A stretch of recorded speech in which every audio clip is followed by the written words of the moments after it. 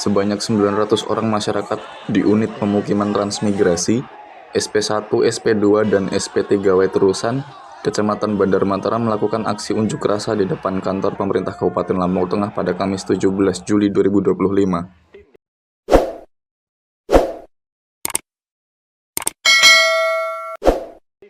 Aspirasinya supaya pemerintah daerah membantu untuk mempercepat proses definitif, karena kita dari awal tahun 97, tepatnya tanggal 11 November 97, kita pengangkatan kan transmigrasi lokal.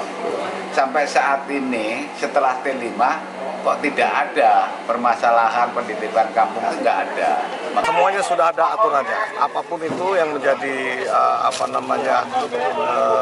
aturan yang harus dipenuhi, langkah administrasi yang dipenuhi, kita siap mendukung dan memfasilitasi. Mau sampai di Kementerian Dalam Negeri, Kemenkertran, Kemendes PDT, kita siap. Intinya untuk kebaikan kita sebagai pemerintah siap mendukungnya.